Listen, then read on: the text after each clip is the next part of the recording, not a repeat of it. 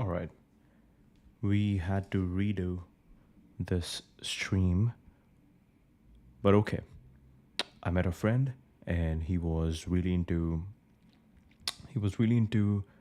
talking about just abundance. He's been reading about AGI and what happens in the age of abundance, and then we came about with we ended up talking about agriculture and farming and how that would change, and I wanted to check that out. So let's see. We got we got plenty aerofarms, bowery farming, vertical harvest, seasoning. Plenty uses AI, robotics, vertical farming to grow pesticide-free produce like leafy greens and berries. Aerofarms employs aeroponics in vertical farms to grow leafy greens with precise control over nutrients, light, and water. Bowery farming, large scale vertical farms with AI driven systems to grow greens and herbs without pesticides. Vertical harvest builds multi story hydroponic greenhouses in urban areas, emphasizing social impact by employing undeserved communities. All right, let's see. Plenty, a vertical farming. Oh, 3rd January, okay. 3 janvier.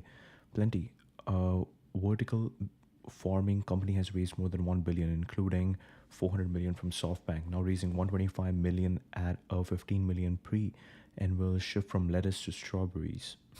Indoor farming companies, App Harvest, 800 million plus JD Vance, whoa, Bowery, Calera have lit VC dollars on fire. Whoa, whoa. Plenty. Katie Clark. No, Kate Clark. Bloomberg. Okay.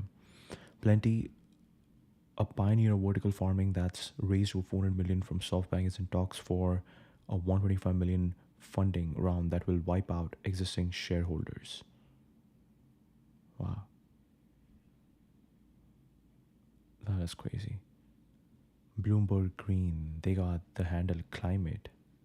That is crazy. Okay, okay. That's a really good handle. Climate.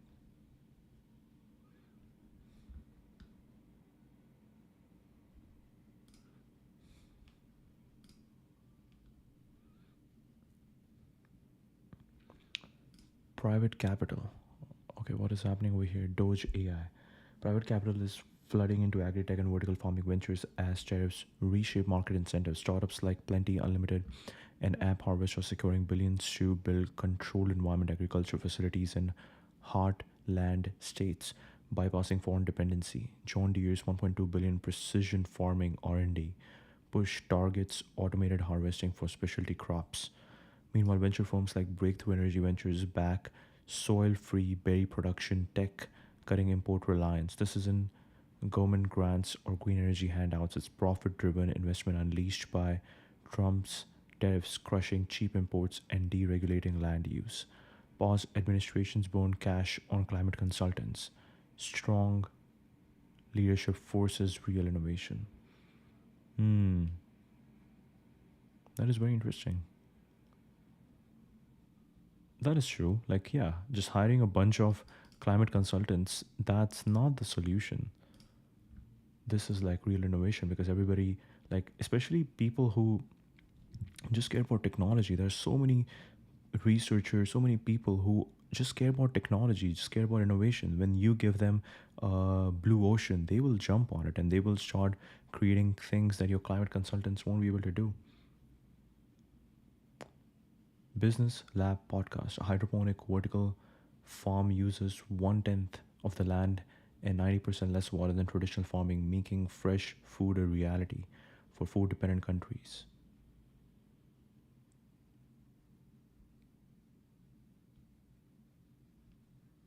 That was in 22. A new vertical farming startup claims it can get 350x the produce out of an acre of land using 1% as much water.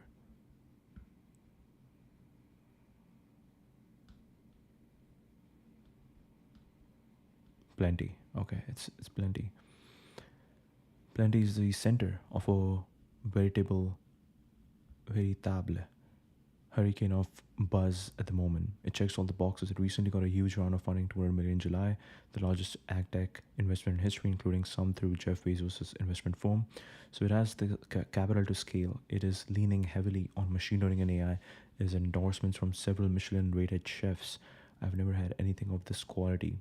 A former sous chef at French Laundry, Anthony Sequiar, is in talks with several large distributors in the US and abroad. Heck, it even lured away the director of battery technology at Tesla, Kurt Kelty, to be executive of operations and development. You are nothing in Silicon Valley without an ex Tesla exec. I wanted to figure out where I would contribute to the next big wave. I see my next 10-year run as growing plenty. If you want to really dig in, Bloomberg has the best feature story on plenty. See also Fast Company. Wait, when was this? 2017? Ah, this was 2017. But we know how this ends. So vegetables will eventually suffer from peanut and gluten allergies. Okay, interesting. The startups, vertical farms let you grow any crop anywhere in the world. Okay, this is 2017. We want to know what is happening with plenty right now. What are the latest developments with the startup or with plenty? Okay, so now we know they raised some money. Definitely, they wiped out some of the shareholders, but also an ex Tesla exec is part of plenty, pushing the boundaries of vertical farming, but it's hit some rough patches recently. They have opened cutting edge facilities like the Richmond Farm in Virginia, the world's first large scale indoor vertical strawberry farm, producing over 4 million pounds of Driscoll's strawberries annually using 30-foot towers. They also launched the Compton Farm in California, growing 4.5 million pounds of leafy greens yearly with a 3D vertical system that claims up to 350 times the yield per acre compared to traditional farms. Their Laramie, Wyoming R&D center is expanding to become the largest vertical farming research hub globally, focusing on crop diversity. Think berries, tomatoes, peppers, and even non-food plants like pharmaceuticals. On the international front, Plenty's joint venture with Mawa Reed in UAE, a 680 million deal, aims to build 5 farms in the Middle East, starting with a strawberry farm in Abu Dhabi, set to produce 4.5 million pounds annually by 26. This move targets food security in water-scarce regions. It's interesting how they're focused on strawberries. It's very interesting when these really high-tech startups with a massive vision that, oh, we want to solve for food scarcity, where they start. Like for longevity, we looked into Loyal, and Loyal was like, okay, before going into longevity for humans, we will go for your dogs because you love your dogs, and if they're already old, if they're about to die, you would want, like, and we have done the research that we can make them live 5 years longer, and people will be down for that before they start testing some kind of drug on themselves. And then you build trust over there, and then you move into a human. So similarly, you build trust with strawberries, and strawberries is just like a dessert kind of thing. You just like pop in some strawberries and you're happy. I don't even know last time, when was the last time I had strawberries. It was like less than 6 months ago, but yeah. And then what you do is you keep, yeah, and then you keep moving into more critical, more critical, more critical food, more critical more critical food, and then the supply chain now becomes dependent on you, and then you have to make sure that your infrastructure just works. 5 farms in Middle East, starting with a strawberry farm in Abu Dhabi, set to produce 4.5 million pounds annually by 26. However, financial turbulence has been a major hurdle. Plenty filed Chapter 11. Whoa, March 25. Wow, last month. Grappling with nearly 1 billion funding but facing mounting losses, unpaid vendors, and a valuation drop from 1.9 billion to 15 million. They have secured 20.7 million in debtor in possession financing to keep their Virginia farm and Wyoming R&D running while restructuring. The broader vertical farming sector's struggles, high operational costs, and tight capital haven't helped. Plenty is still innovating, leaning hard into strawberries and automation, but the bankruptcy suggests they are at a crossroad, balancing ambitious expansion with the need to stabilize their finances. The industry's potential is huge, but scaling profitably remains the big question mark. What was his name? Kurt Ketley. Is Kurt Ketley still at Plenty? This was 2017, so 5, 6, 7, 8 years ago. No longer at Plenty. He left his role there to join General Motors, where he now leads the electric vehicle.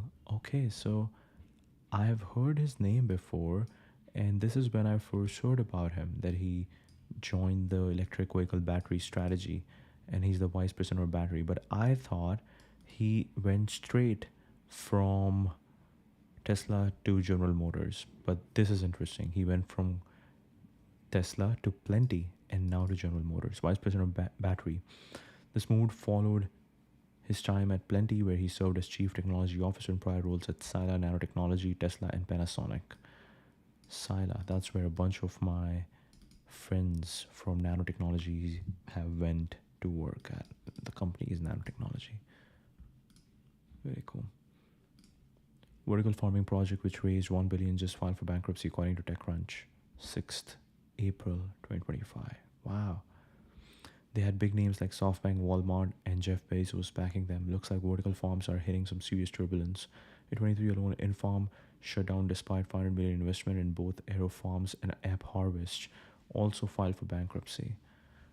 Wow. So when we looked at those 5 startups, that's the reason why Seasoning took us to a weird website, because maybe they also went bankrupt. Oh, and if you missed it recently, Larry Ellison diving into agribusiness, spoiler alert, not going great. Whoa.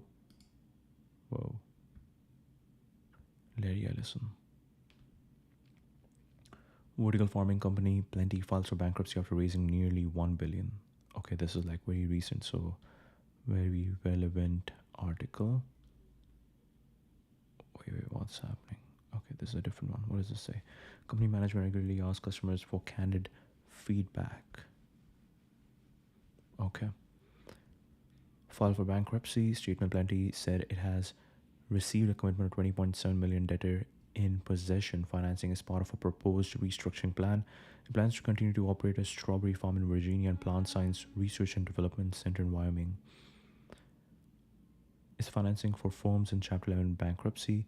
Since its 2014 inception, South San Francisco-based Plenty has raised nearly 1 billion in funding from a variety of investors, including SoftBank. Okay, last valuation 1.9 billion. Industry has been hit hard by bankruptcies in recent years. AgTech unicorn Bowery Farming was reported to be shutting down after raising more than 700 million in funding, and last being valued at 2 billion 21. Aero Farms and App Harvest filed for bankruptcy protection. Aero Farms had raised more than 300 from backers before filing for bankruptcy. Whoa. I think this might be because they all went through, this might be the ZERP, they raised too much money than what they needed. Okay, another one. Leaving aside the issue of chlorine, why are Reform advocating that we import even more of our food rather than just backing our own beleaguered farmers?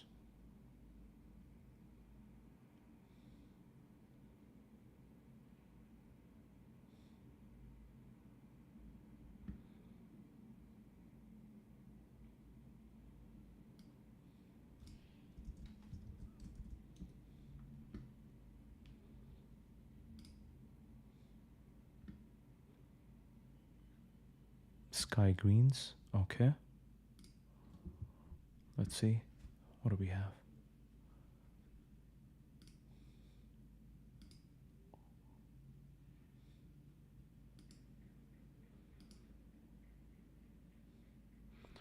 Sky Green, Singapore's first green rotating vertical.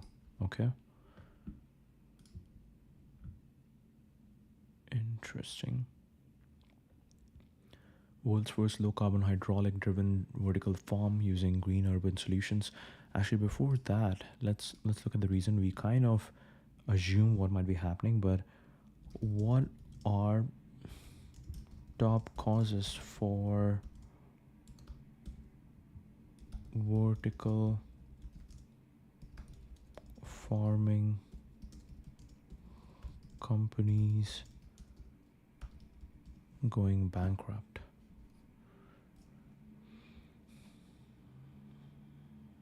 They might all just be like too early in the game.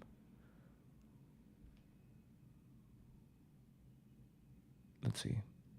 Too early in the game, and you kind of have to go through this crash and burn phase before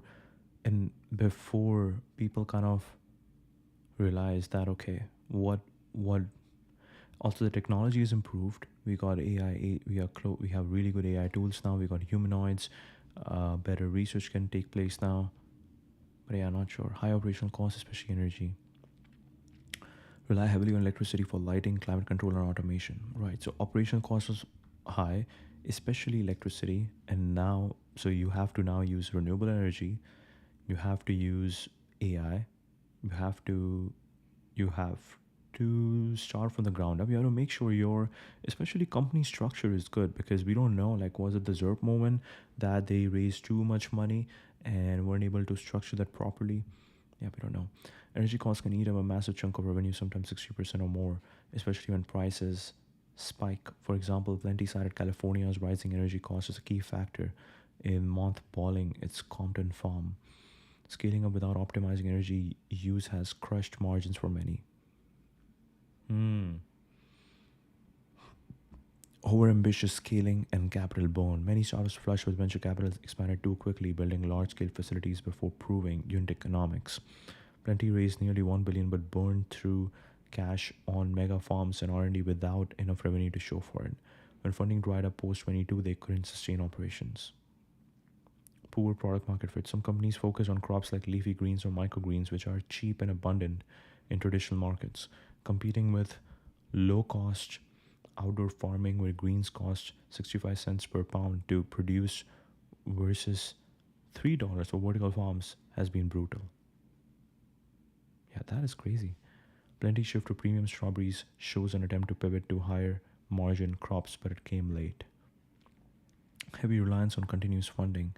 The vertical farming boom rode a wave of easy money during low interest. Yes, ZERP. Low interest rate years. Companies like Aerofarms and App Harvest leaned on constant infusions of capital, neglecting sustainable business models. When investors pulled back amid tighter markets, firms like Plenty, valued at 1.9 billion in 22, plummeted to 15 million by 25. Overinvestment in complex tech. Many startups poured millions into AI, robotics, and proprietary systems, often led by tech folks rather than agronomists. These setups were costly to maintain and didn't always deliver proportional yields or savings. The hype around tech overshadowed practical farming know how, leading to inefficiencies.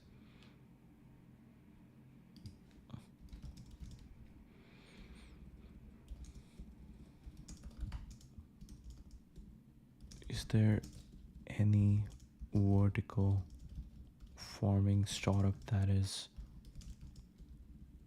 alive, that is profitable and growing?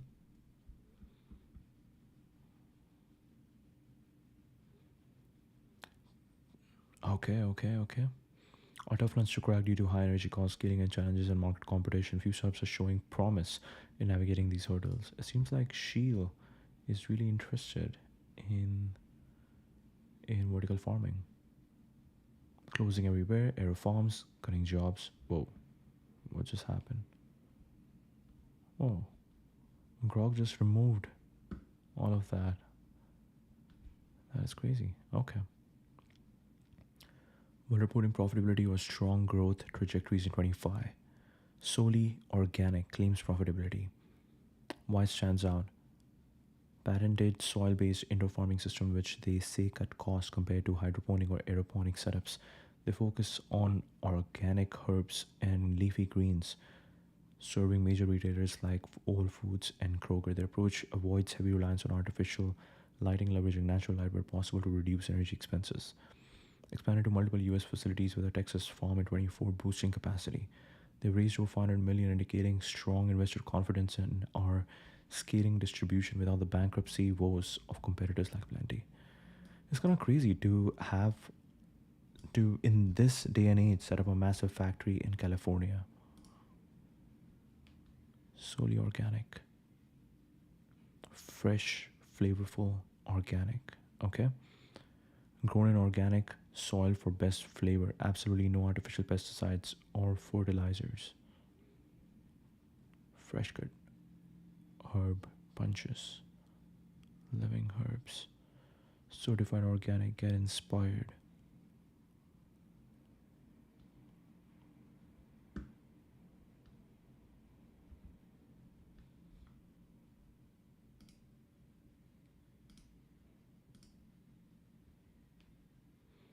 Our story and mission. Solely Organic is dedicated to high quality, high value, sustainably grown, 100% USDA certified organic produce. Using innovative, fully indoor growing technology, solely brings consumer quality and value all year round, all over the country, across 20,000 storefronts. So I think this is it, right? Like, when you're working with products like this, the most important thing is, can you provide me the amount of product that I need consistently on time? And that's it. Like, if you have a technology that doesn't depend on, if you have a way to figure out to produce something like this, a plant, uh, a food, like a produce that you can just keep churning out, and you can ensure that you can meet the demand of consumers, of especially the storefronts, and you can provide them consistently, you won. And that's where vertical farming is great, because yeah, you provide consistency, you provide reliability. Grow crops that don't grow well in water, meet USDA organic standards, achieve the lowest possible growing cost, produce the highest quality possible. Efficient growing benefits retailers and consumers. Soli's precision growing technology limits the input waste and product waste that drives up field growing cost. Regional indoor growing enables the freshest possible products with the longest shelf life and cuts shipping costs. Okay, soil based growing delivers nutrition and organic quality. There are no weather disruptions in indoor growing, meaning no shelf gaps and no price jumps. Solely organic, sufficient growing cost and high organic quality means more value for the retailer and the consumer. Innovation brings environmental benefit. Soli's growing uses 90% less water than outdoor farms. Land use is just 1/100th of the size required by outdoor farms. Food miles and resulting transportation carbon are reduced dramatically by growing close to end consumers.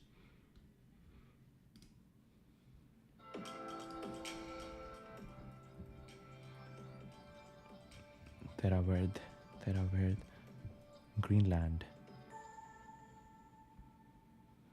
My name is Matt Ryan. I'm the CEO of Solely Organic. On San Antonio's southeast side, at the booming Brooks community, sits the country's largest indoor organic farm, Solely Organic. Inside, there are rows of healthy plants moving through a highly sophisticated manufacturing system. Of course, it all starts with a seed. Not sure if you can see me here. It's 100% humidity in this room, kind of like Houston on a bad day. And what we have here is the germination room. It's where plants start their journey after they've had their seeding. Once the leaves come out, they come out of this room and into the nursery next. We are in the nursery. It's where plants go through childhood, if you will. They spend anywhere from 7 to 14 days here before they're ready for the big boy plants, the multi-layer as we call them. Right now, these plants are very young. They are getting light, they are getting nutrition through the system here. You can't see the water, it comes up through the trays, and what you have is the perfect growing conditions. Solely Organic's indoor growing system is unique, using the best of traditional soil farming combined with a sort of hydroponics application. That's a special sauce because our water allows us to grow organically in soil indoors. Our water has nutrients in it. We produce our own fertilizer. We don't rely on industrial fertilizers here. We use essentially the nitrogen cycle using bacteria to create fertilizer that is precision dosed and organic, so that we are able to grow in soil indoors in a very controlled way. So there's a complicated system of pipes and everything that stands behind here. And what we are able to do is in our water room produce the fertilizer solution in the water that comes in. And it is actually flowing through these square pipes right here. There's water inside that comes up into these trays.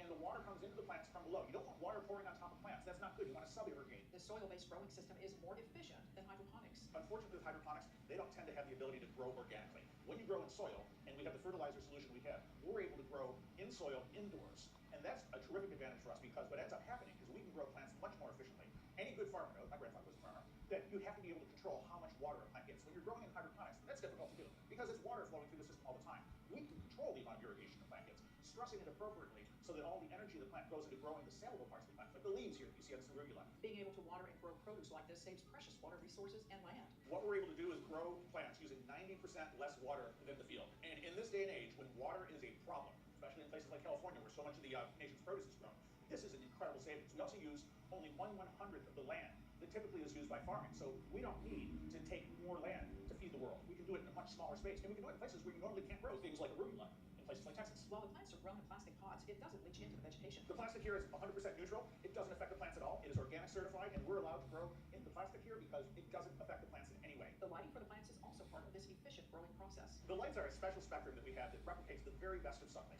So what we are able to do is control the amount of sunlight plants get. Even nature can't do that. And it's one of the reasons why our plants grow faster in here than they grow outdoors. It's part of the efficiency of our business. The lighting changes depending on the plant. It varies by crop, and what we're able to do is come up with the ideal formula that each crop requires. So our arugula, our lettuce, our parsley, our cilantro, our thyme, our dill, you name it, all have different requirements, and we adjust what we actually provide to the plants based on what the plant is. Plants at Solely Organic are packed tightly together initially, then spread out as they grow, a procedure that contributes to the efficacy of this type of farming. The nice thing about growing indoors is you can control the amount of space a plant has. Once you plant something outside, it needs the same amount of space from the time it's a seed to the time it's grown up.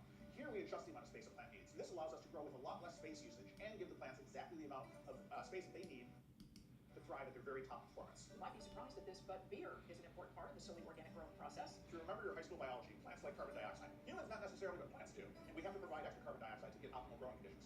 What we do in order to get that is we bring in carbon dioxide that's the byproduct of producing things like beer and breweries, organic beer and so on. And we bring the carbon dioxide from those breweries that we capture the breweries into these facilities and release the carbon dioxide so the plants have the optimal concentration of carbon dioxide. As the world's population grows, what you are seeing here at Solely Organics will likely become more common. A lot less acreage to feed more people. Our mission here is to do it in as effective a way as possible to keep our costs down. So by using less space, less water, a lot less other stuff, less people that you would normally associate with growing in the field, and all the labor that's involved, and importantly, all that waste you don't have from field farming. That allows us to grow very, very efficiently. This new San Antonio location is important because it cuts down on food miles, which is the transportation involved in shipping food. When food that could formerly only grow in California, for example, can now be grown in San Antonio, that cuts a lot of carbon emissions as it lowers the food miles. The importance of this work isn't lost on Matt. I'm at a point in my life where I start looking at what's happening in the world. The world is challenged by climate, the food supply is challenged, we've done an awful lot of bad things to our planet. And what we're hoping to do here is stabilize the supply of fresh produce for the world. That's an important thing, and it needs our attention. Stabilize the supply of fresh produce. This is great. Like, I think I love his energy. Okay. A story and mission. That's tasty.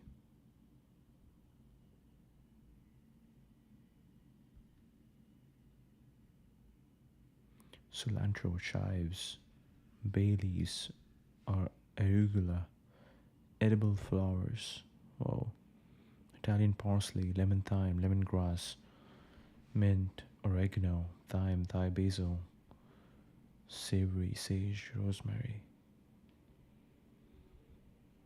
Wow. Wow. Okay. Really cool. Really cool. Expanded to multiple US facilities with a new Texas farm in 24, boosting capacity.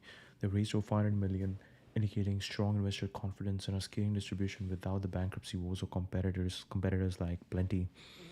Little Leaf Farms. The startup uses automated greenhouses with a hybrid model, vertical elements combined with natural sunlight to grow baby greens like lettuce and arugula. By minimizing energy costs, a major pain point for vertical farms, they have hit break-even and sustained profits. Their focus on premium, locally sold greens taps into consumer demand for fresh, sustainable produce. Growth. In 2024, they secured $300 million to expand their Massachusetts base and opened a new Pennsylvania facility aiming for 10 million pounds of annual production. Their lean model keeps them competitive against traditional agriculture. Little Leaf Farms. Welcome to Greater Greens. Okay, let's see. Little Leaf Farms, get a coupon. Try the lettuce that speaks for itself. Whoa. Okay, nice marketing. Nice marketing. Shake it up with salad kits. Okay. Lettuce and lettuce blends. Baby spring mix, baby red and green leaf. Sweet and crispy. The greenhouse. We built the most modern greenhouse in the world to bring you sustainably grown local lettuce all year round. Our facilities in Devens, Massachusetts, and McAdoo, Pennsylvania are centrally located to deliver greens to your local grocery store daily. Our story. Okay, let's go.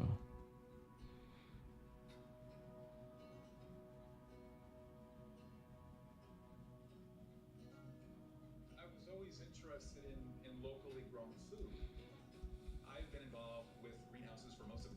This is really cool. It seems like Matt Ryan uh, from Soli Organics. I think he said that his dad or grandfather was a farmer. It seems like for him as well. My life. Call me up and say, listen, this lettuce business still hasn't been figured out yet. I felt strongly that we could do it a different way, grow local, and then deliver a better, superior, fresher product. We basically have learned from, I think, the best practices around the world and found our own unique way of operating here at Rubin Farms.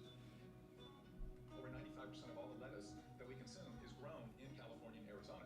We're 3,200 miles away from where they're growing these products on the West Coast. But for us, it's simpler because we cut it, we deliver it, and it's in the store within 20. Wait, why does California grow so much? Wait, oh yeah, that's true. We read about that. How did California become the epicenter of agriculture for USA? And let's go back. We're successfully competing against the proven West Coast operations with close to 10 acres under glass. People didn't know what good lettuce was. And then all of a sudden, we reset the expectation. We're all about giving the plant what the plant needs and taking away all stresses. We're not in charge. The plants are the ones that are in charge. We're just living in their world. Hydroponic means grown without soil. So it's way easier for the plants. They don't have to, work. They just can take it off and enjoy the sun and just grow. Big believer in the sun. Head grower. It's free. The light we are running on solar fields, the water we collect from the rooftop and reuse, so we throw nothing away. People ask us, what are you doing to the lettuce? It's what we don't do to the lettuce. We never get the lettuce wet. We never spray it with anything. My family eats the lettuce. All my colleagues eat the lettuce, and so I don't want to have pesticide residue. I don't want to have herbicide residue. We don't make it travel miles. We don't let it sit around. We don't triple wash it over the course of moving it through some chlorinated waters for it to have kill steps in it because we don't need to. We're basically feeding people's families, and that's a big responsibility. I really believe this is the right way to run this. I think that it's a lot more sustainable, it's a lot more efficient, it's a lot safer, and it also comes up with a better quality product. New England, at one time, was a huge food producer. We fed ourselves, and I love the fact that we can be part of the catalyst and being a driver here. And as we succeed in New England, we look forward to going to other regions and doing the same thing. Succeed in New England, we look forward to going to other regions. That's cool.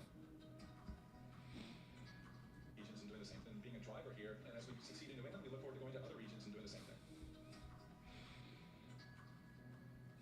Okay, beautiful production of the main video, the title video. Recipes: Vietnamese rice noodle salad, loaded Greek salad with lemon vinaigrette, charcuterie chef salad with fig white balsamic dressing. Where to buy? Let's be friends. It's delicious, fresh, crispy, and easy to prepare. Okay, so we have figured out how to do lettuce. Now we need to look into meat. About us. Founded to make locally grown, great tasting lettuce that's available year round, taking inspiration from the best produced growing systems in the world.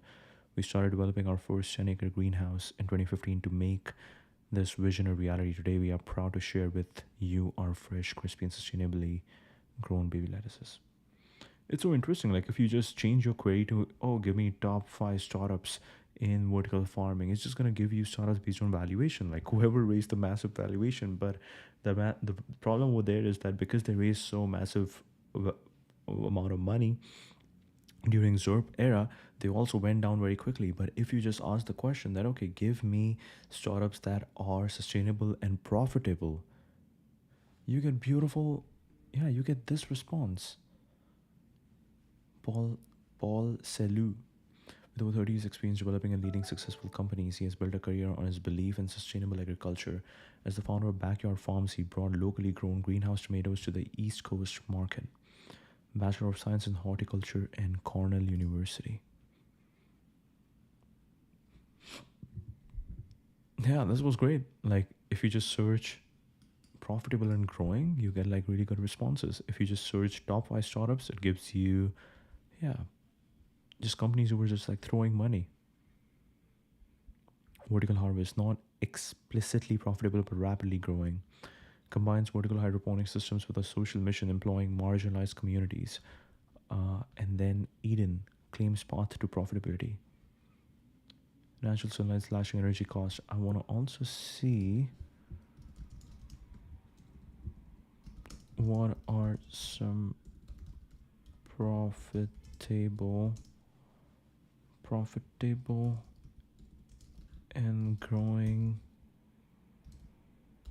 companies that are making, that are producing,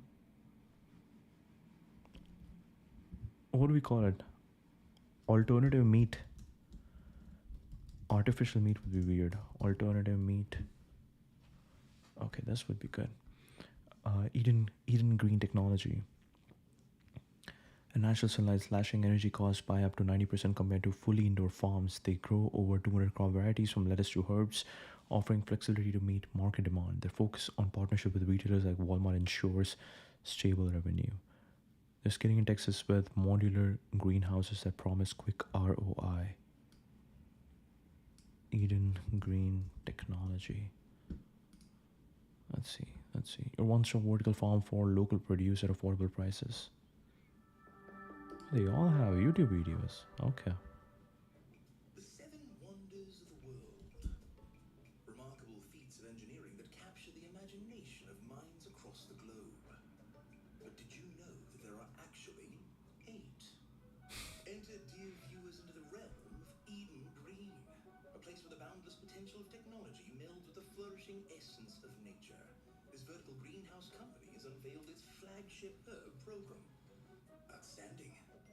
Imagine a place where basil whispers to cilantro, where rosemary and thyme bask under the same luminous glow, each herb grown and delicately tucked into clamshells and boxes. A full suite of herbs for both retail and food service. No other field-grown greenhouse or vertical farm offers this program anywhere in the world. Magnificent, magnificent, magnificent, magnificent. Bid farewell to the lengthy, wearisome supply chain. For within the confines of Eden Green, all your delicious herbs are grown, packaged, and shipped from one unified source, enhancing their exquisite taste and remarkable shelf life, while minimizing costs, waste, and carbon footprint with elegant precision. At Eden Green, the finest premier herbs have a pristine and wholesome life. Shh, we mustn't wake the basil. Rest, basil. Your time will come. Whatever tempest rages outside these walls, within, mint, parsley, dill, sage, and all sorts of other fine herbs grow peacefully year-round in their personalized microclimates, providing an ever-consistent quality you've come to expect. Exceptional. 10 herbs grown more sustainably year-round in a single facility. Our very own slice of Eden.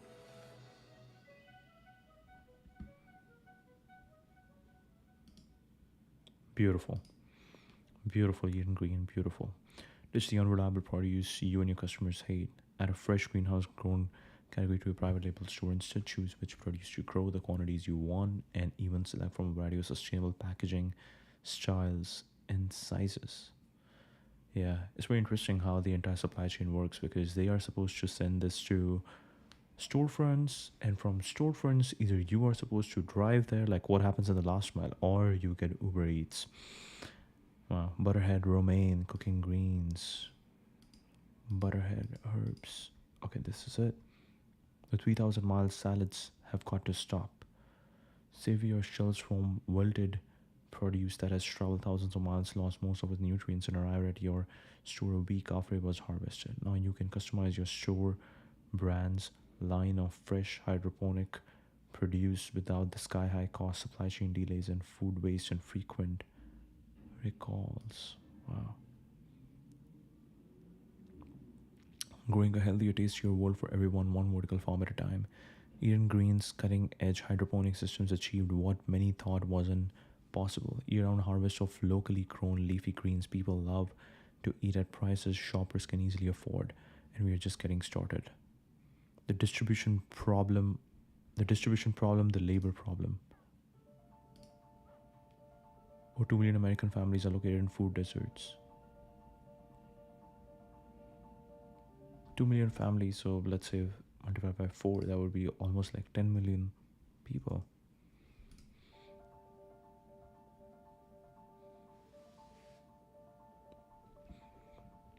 Lack of transportation. If one of the wealthiest countries on the globe has issues feeding its own citizens, what does that mean for the rest of the world? Yes, we need to age of abundance. We need to take this technology and just plant it outside every city. We gotta get humanoids. Humanoids must be running this stuff, and yeah. Eden Green Technology presents Harvest to Home, solving the world's food deserts. We had a year-end function for orphans and underprivileged people in South Africa, and I noticed a young boy running up with a candy sweets table, Oh wait, I cannot understand that accent. collecting some candy and just stick them. And I noticed a young boy. We had a year-end function for orphans and underprivileged people in South Africa, and I noticed a young boy running up with a candy sweets table, collecting some candy and just sticking it in his pocket. After a little while, he was back again at the same tables, collecting more candy, sticking in his pocket, but not eating any by himself. After a while, I asked the teacher, why? Eugene van Buren, around Germany. Okay. Is this boy just collecting food? And she told me he was collecting food for his 3-year-old sister because it's her day to eat. And at that moment, I knew we had to make a difference, and we had to do something to help this. So in agriculture, we have a supply problem, but more importantly, we have a distribution problem. 90% of lettuce that's consumed domestically comes from 2 spots, Yuma, Arizona, and Salinas Valley, California. Salinas Valley, California. Salinas Valley. Tell me more about agriculture in Salinas Valley, California. Okay. One is a literal desert, and the other one might as well be a desert because of all the water restrictions. If you come into Yuma, you come over this ridge of mountains as you come in, and it's just standing, it looks awesome. And all of a sudden you are greeted with this carpet of red and green. And it's in the middle of nowhere. And it's in the desert. It's beautiful. And right after you get smacked in the face with the beauty, you get smacked in the face with the unrealistic production of that crop in the desert. They just flood the fields and they dump it down. You wonder why we're running out of water. In addition to the water strain and the environmental strain, we also have labor issues. That's a problem. But then You get smacked in the face with the unrealistic production of that crop in the desert. They just flood the fields and they dump it down. You wonder why we're running out of water. in addition to the water strain and the environmental strain, we also have labor issues. That's a problem. But then you got this whole distribution problem along with it. So Wait, was he wearing Whoop? but then you got this whole He's wearing the Whoop. This is crazy. This is crazy. Like every technology is coming together. distribution. You want to know that people who are working on the best tech possible, they are also taking care of their health, because once you take care of your health, only then you can take care of other people. Problem along with it. So Salinas Valley is about 1,500 miles from the state of Texas. On the East Coast, it's more like 3,000 miles. So what I'm telling you is 9 times out of 10, if you're in Boston or New York, chances are you're going to be eating a 3,000-mile salad. That is environmentally and financially unsustainable. We've got to fix that problem, and that's where Eden Green comes in. How can we make it more efficient? How do we use less resources to achieve the same object? Currently, there are 2 solutions within the controlled environment ag industry. On one hand, you've got vertical farms that are compact and dense, but they're really expensive to operate. And on the other hand, you've got sprawling greenhouses that are more economical, but they're away from population centers and they don't solve the distribution problem. So what if you could combine the economics of a greenhouse with the verticality of these indoor farms? Our patented technology allows us to be, one, very, very close to the consumer, in fact, adjacent to distribution centers. The second thing that it does is it allows us to be in and around population centers, which allows us to then employ the local community. And the third, because it's local and because we can produce consistently 12 months out of the year, and because we've cut out almost all of the distribution and supply chain costs, it is very, very affordable for the average consumer. So I like to say that we provide USDA fancy and grade 1 produce at an everyday affordable price. This is not an answer just for the US, it is globally. If you look at any place on the planet where you've got droughts, famine, whatever, to roll one of these greenhouses out and then sustainably be able to stabilize an area, because that's where it starts. If people don't have food, that's where your instability starts. We take away that food now because we're agnostic to climate conditions, which is a big thing. The system's been designed to take away risk. Everything's automated in the greenhouse. It's a matter of putting these out to the world and do multiples of. I think that the potential for our company to solve problems is so immense and so promising that it's impossible to pass up.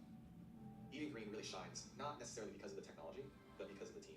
When you've got inventors like Jacques and Eugene who are constantly innovating, constantly pushing the bounds of what we can do to grow produce really quickly, really affordably, and in a really safe environment, that is really pushing the rest of the team to come up in terms of operations, to come up in terms of plant safety and plant growth. And guys like Aaron are perfect to meet that sort of push that we have internally. And Aaron, because he's so focused on plant growth and plant health, it's a perfect balance to that technological and that innovative push that Jacques and Eugene provide. And I really, at the end of the day, I'm just trying to empower and manage that team and to get roadblocks out of their way, and then to support them and surround them with other team members that can help them accomplish that goal. So the vision for Eating Green is to really have a mesh network of these greenhouses all around the United States and Yes. Yes. Let's go. all around the world. It's not about building one, it's about building 100. We're going to do that. We're going to bring fresh produce and sustainability answers. We're going to do jobs and opportunity and knowledge. This is what Green Green's going to do. We're going to do one greenhouse at a time everywhere we can.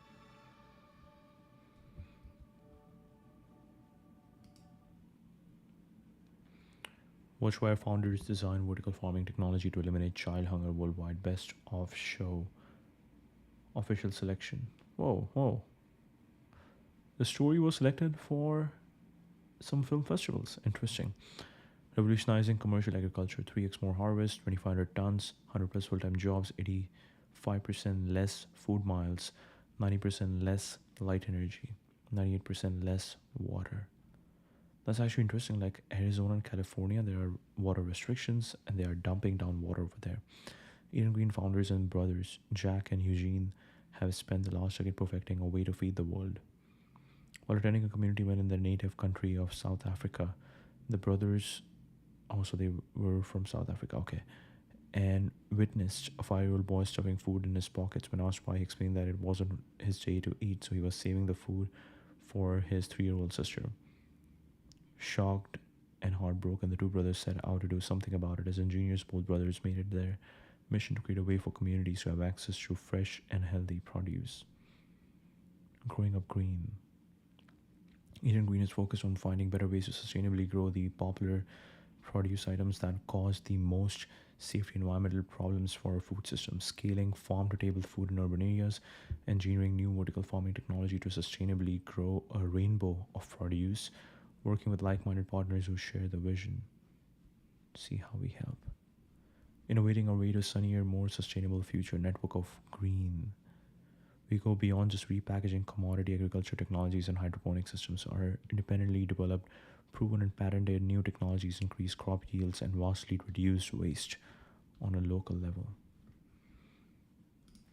Really cool, really cool. Okay, so we looked into Eden Green, and so Eden Green was like a good one. Solely Organic was great. The founder had great energy. Little Leaf, funny video. Vertical Harvest. Let's see Vertical Harvest. Hey, this was a hit. This list seems like a hit. Okay, one more. Vertical Harvest.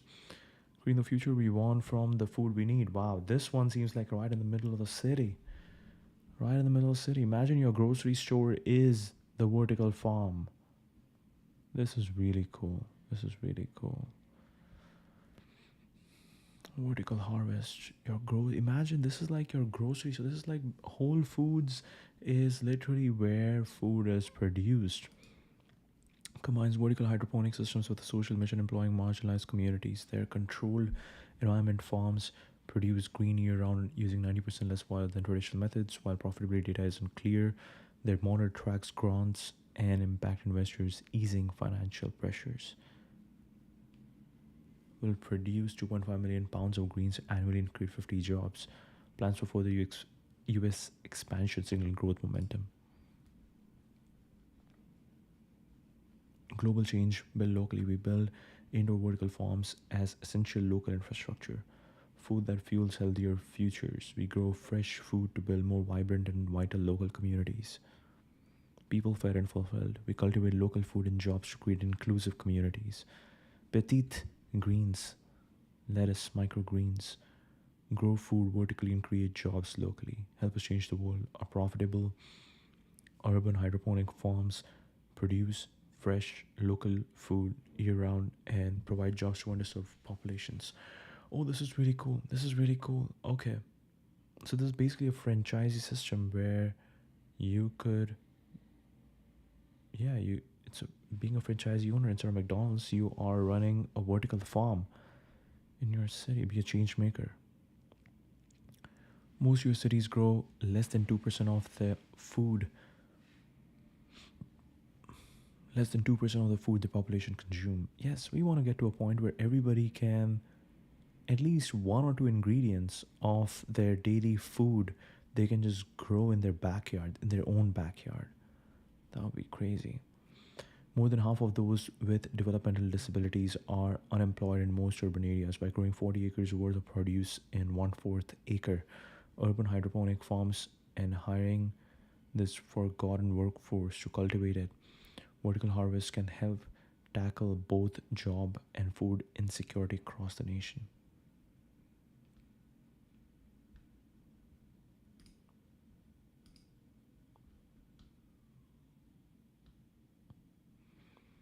Energizes local food systems via hydroponic, vertical, controlled environmental agriculture, CEA.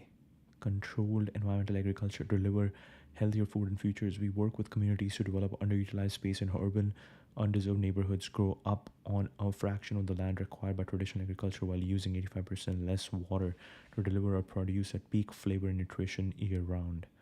We prioritize both our social impact and profitability by leveraging a mix of public private partnerships and operating with a customized, inclusive employment model currently focused on individuals with physical and or intellectual disabilities. Additionally, we ensure each farm innovates at the intersection of this. Reminds me, like, I don't remember where was it. I think it was Bangalore. Yeah, I was in Bangalore. I was we were walking around in a place and we saw a restaurant, and in that restaurant every server has some sort of disability. I'm not sure. I think very specific disability, but every server had some very specific disability. So that was very interesting. Like, yeah, very interesting concept. Very interesting concept. And naturally, if someone does something like this really well, you want to support them. You want to support them. Our goal is to develop a network of farms that serve locally, support regionally, and scale nationally to bring food production closer to home and keep local dollars in community longer. Why vertical farms versus traditional farms?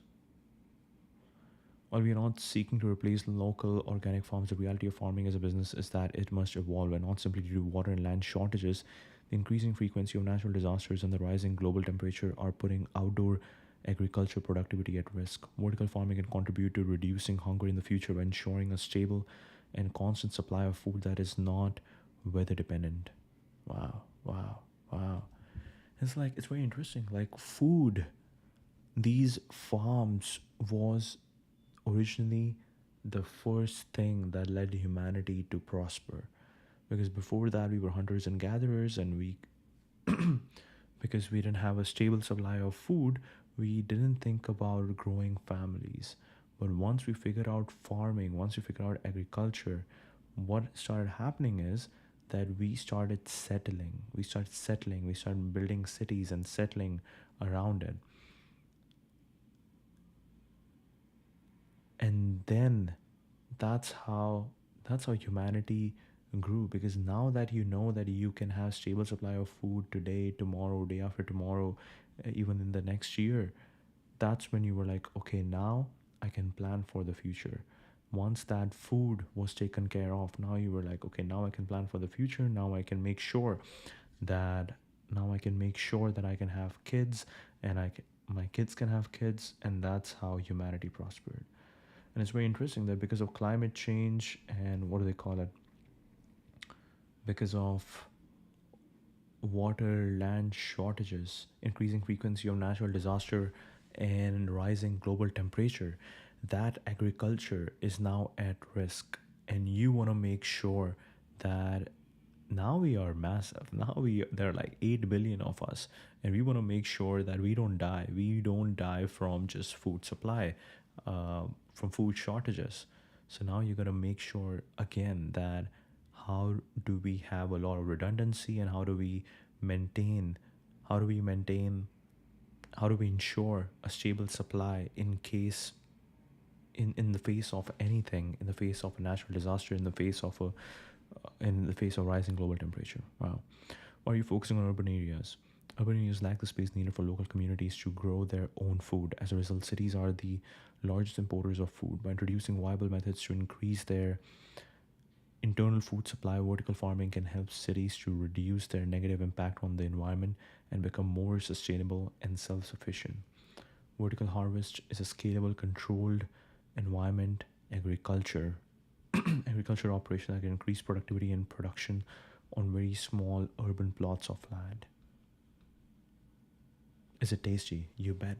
We grow mighty microgreens that pack an intense concentrated flavor and a nutritional punch. Our fast growing lettuce and greens taste exceptionally fresh as we can deliver them 365 days a year, farm to fork in 24 hours at the peak of their nutritional and taste value. Okay, great. Great. We love to see this. We love to see this. Okay. How did California become the epicenter of agriculture for USA? Ideal geography and climate. Diverse microclimates from Mediterranean like Central Valley to coastal region enable year-round growing. 800-mile length spans multiple growing zones supporting everything from almonds to strawberries. Fertile soils in areas like the San Joaquin Valley combined with long growing seasons give it a natural edge. Central Valley alone accounts for 25% of US food production on just 1% of its farmland. Wow. Massive irrigation infrastructure. Wait, what is this? Central Valley.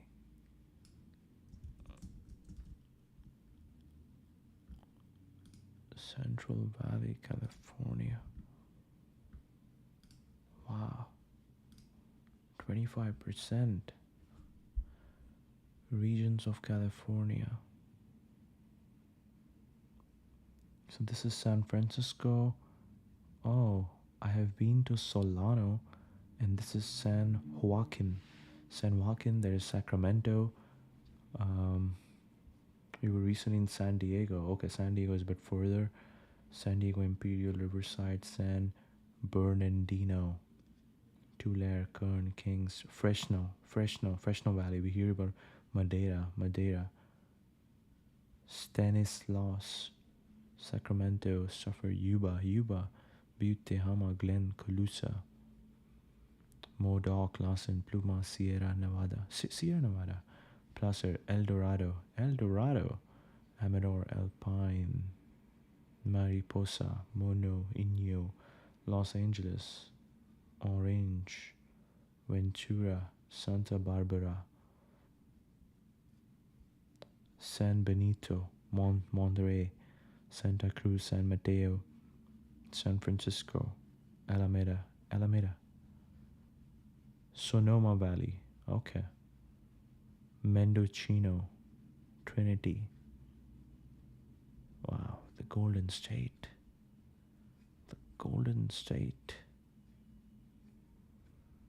Central Valley. Wow, 25%. That is crazy. Okay, 25% of US food production, massive irrigation infrastructure, water management turned arid land into a powerhouse. Started in the late 1800s, California built extensive irrigation systems like the Central Valley Project and State Water Project, channeling Sierra Nevada snowmelt to farms. By 1900, over 1 million acres were irrigated, and today 9 million acres rely on these systems. This transformed deserts into orchards, though it sparked debates over water rights and sustainability. Gold rush and land boom. The 1849 gold rush didn't just bring miners, it spurred population growth and food demand. Entrepreneurs saw opportunity in feeding the masses, turning to farming as mining waned. Cheap land from Mexican land grants and federal policies like the Homestead Act encouraged large-scale agriculture. By the 70s, California was exporting wheat globally, earning the nickname Granary of the Pacific. Innovation and mechanization. Farmers embraced technology early. The state pioneered mechanized plows, harvesters, and later chemical fertilizers and pesticides in the 20th century. UC Davis, founded as an agricultural school, became a hub for crop science, developing disease-resistant varieties and precision farming techniques. Today, tech like drones and AI seen in startups like Plenty continues this legacy. Actually, did we search Plenty? Plenty vertical farming. Oh, we have Plenty women clothing. Vertical farming. Plenty.ag. Whoa. Okay. Growing clean. Whoa, robots. Plenty of you. I think that robot is overkill. I don't know what that guy was doing. Plenty are reimagining what a farm can be. Okay, maybe not. I don't see a human, so maybe robot is doing everything. What does that mean? It's food that's cleaner for you and cleaner for the world. Wait, what is that? Watch film. Wait, why does every vertical farming company has beautiful film? Who did that? Something's happening over here. The world's population is growing while farmable land is shrinking, paired with a changing climate. The future of food security is starting to feel less secure, but we can bury our heads in the soil, so we are doing something about it. Plenty, crispy lettuce, zero pesticides. Ooh, this is beautiful. So their website looks exactly like their packaging. Wow. Okay. Hey, that's great. That's great. You should have something very similar. Crispy lettuce, zero pesticides. Wow. Our produce. By growing indoors, our greens are harvested at peak season flavor all year long. That means you get fresher produce that lasts longer in your fridge.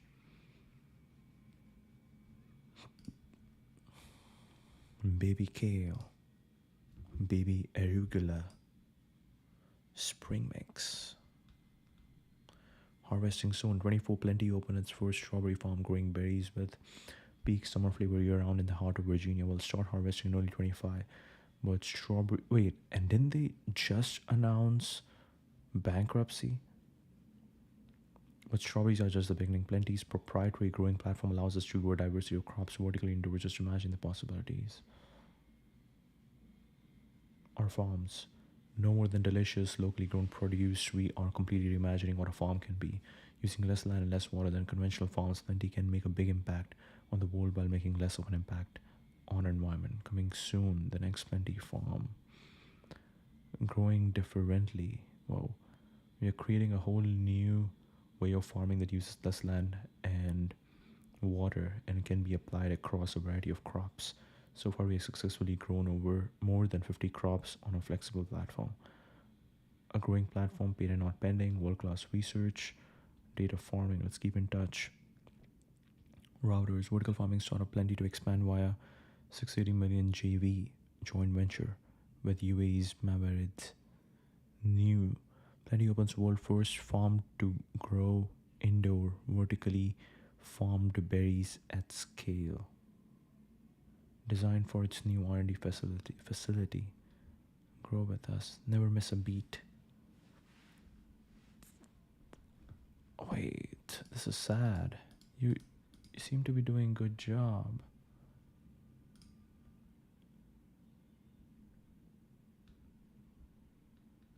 Zero pesticides. Whoa, what is that? Transportation. Unfun fact. 22 study found that the transportation of fruits and vegetables accounted for half of the overall carbon cost of the produce. But Plenty farms can be built anywhere, so we can imagine a future where everyone can eat more locally. Less land, less water. Whoa, pollution and uncontrolled runoff. Unlike in outdoor farming, we have the ability to better monitor, optimize, and control what comes into and out of our indoor farms. We're always looking for innovations in other industries that affect our impact on the environment, like packaging and energy resources. These are complex challenges, but we know conserving natural resources is worth the effort. Whoa. Okay. Okay. That's cool. Crop diversity and specialization. Unlike Midwest monocultures, California leaned into high value specialty crops by the early 1900s. Citrus, grapes, and almonds dominated, driven by global demand and branding. Sun kissed. Whoa. Today, sun kissed. Sun kissed.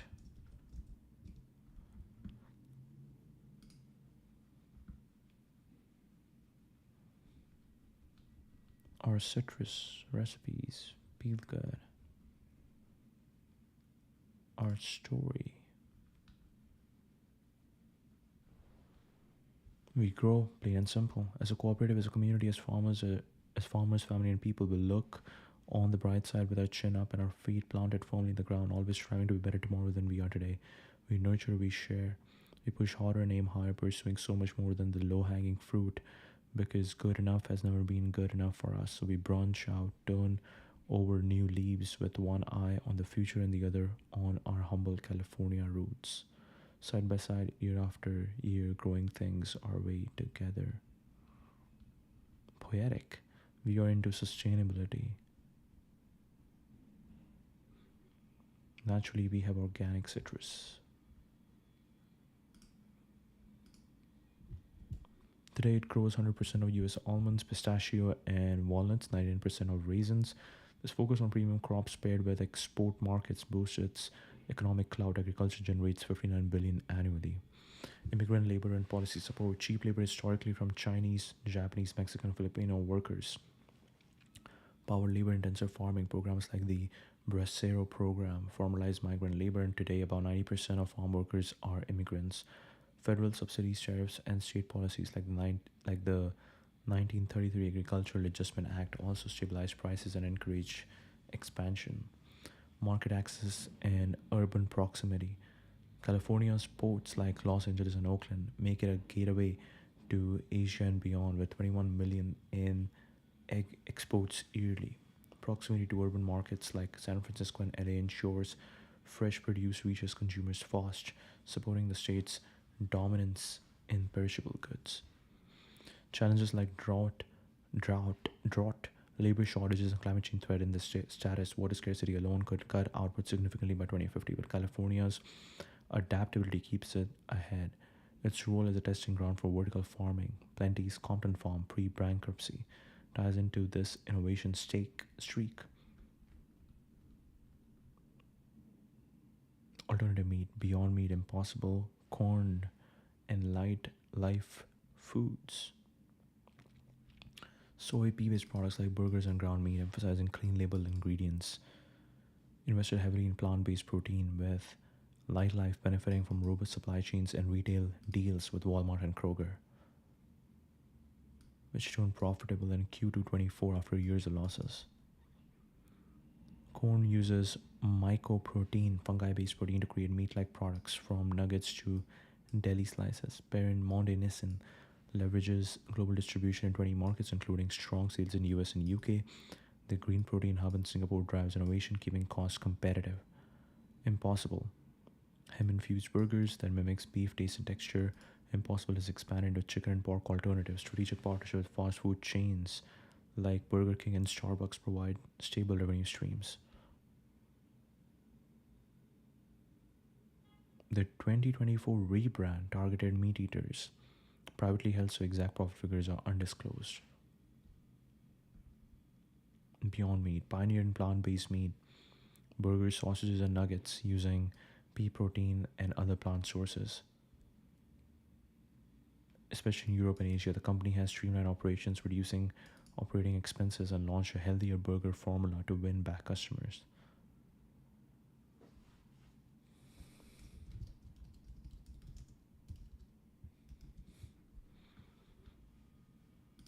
Impossible Foods. Whoa. Okay, rebranding. Let's go.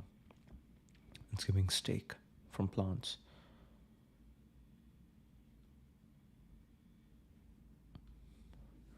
Speaking of meat from plants, beef. We got beef. We got sausage. We got chicken.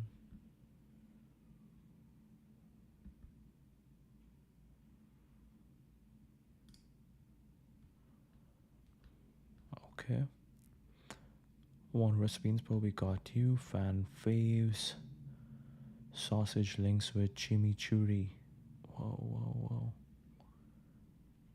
Mission. Small actions, big change. We strive to make delicious food that nutritious, better for the planet, and way better for animals. The way to solve the most important and urgent problem humanity has potentially ever faced turned out to be figure out how to make the best burger on earth. We strive to make delicious food that's nutritious, better for the planet, and way better for animals. The way to solve the most important and urgent problem humanity has potentially ever faced turned out to be to figure out how to make the best burger on earth. Wow. FAQs still have questions. Meat locator. Impossible. Impossible. Beyond meat. Make steak better. Beyond steak.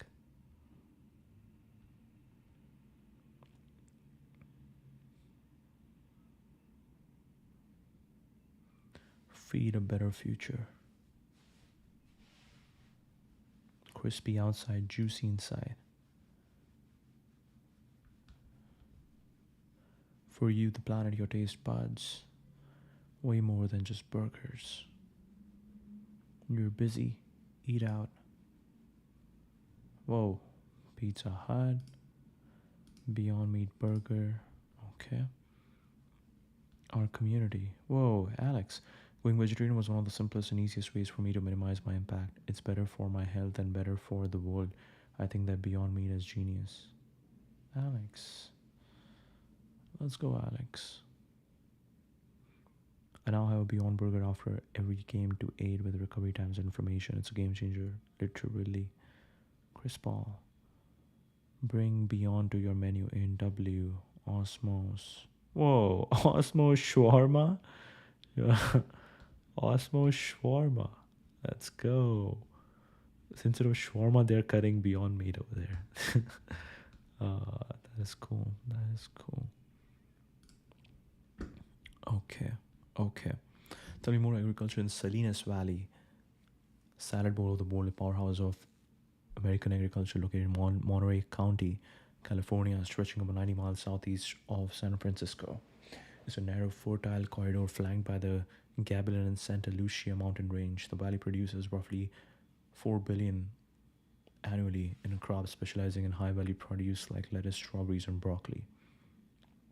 Perfect growing conditions.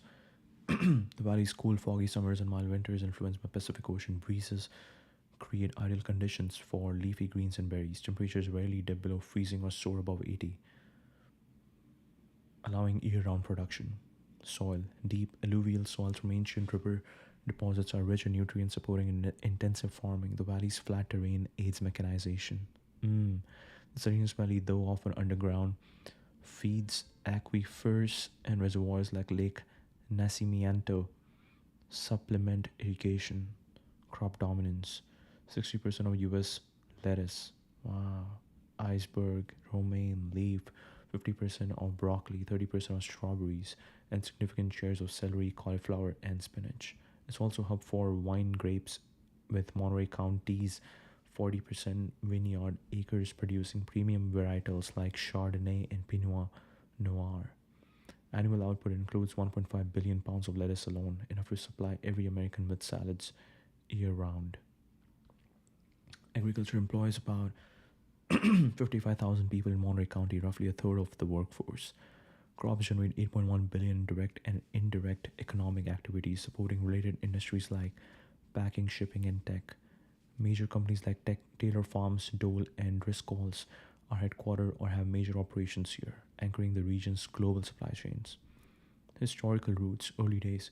Before European settlement, the Olón and Esselen people used the land for hunting and gathering. Spanish missions in the 1700s introduced farming with cattle and grains. 19th century. After California's statehood in 1850, the gold rush spiked food demand, turning Salinas Valley into a wheat and barley hub. By the 1880s, irrigation canals enabled more diverse crops. 20th century shift. The arrival of refrigerated rail cars in the early 1900s revolutionized produce shipping, letting Salinas specialize in perishable greens. The valley farms about 1.4 million tons of produce annually across 400,000 acres, with lettuce alone covering 140,000 acres. Strawberries generate 1 billion yearly. So Plenty's kind of following this playbook that okay, start with greens, then go to strawberries. Roughly 70% of farm workers are Mexican or Central American, many undocumented. They earn $15 to $20 per hour, but labor shortages are rising due to immigration policies and younger generation avoiding field work. Technology. Salinas is a hotbed for agtech. Drones monitor crop health, AI optimizes irrigation, and robotic harvesters are being tested to cut labor costs. Companies like Heavy Connect, based in Salinas, develop software for farm management. Vertical farming, while less prominent here than in urban areas, is gaining traction with startups like Plenty experimenting nearby before its financial woes. Most produce stays domestic, hitting grocery chains like Walmart and Costco, but exports to Asia and Canada are growing. Challenges: water scarcity, labor shortages, climate change, market pressure.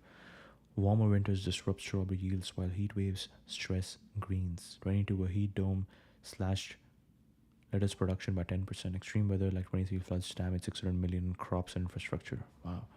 Overpumping groundwater has caused land subsidence dropping some areas 10 feet since 1970. Seawater intrusion threatens coastal aquifers. Wow. California Sustainable Groundwater Management Act mandates stricter water use, forcing farmers to fallow land or switch to less thirsty crops like almonds. Cut surface water deliveries from state projects with 21 allocations as low as 5%. Rising minimum wage and overtime rules strain budgets as hand harvested crops like strawberries rely on skilled labor. H2A visa programs help, but bureaucratic delays and housing shortages limit their impact. Automation is slow to replace delicate picking tasks. Agtech boom, sustainability, diversification, vertical farming, microgreens, startups like Local Bounty operating nearby. Okay, Local Bounty.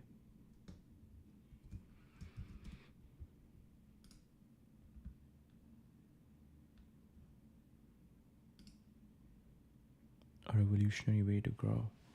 Nourish communities for generations to come.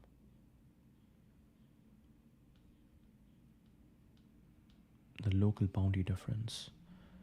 They should pretty much partner with the run clubs and just with healthy, really health focused brands like Fancy Gyms and Lululemons of the world. That's the way to do it. All right, this was fun.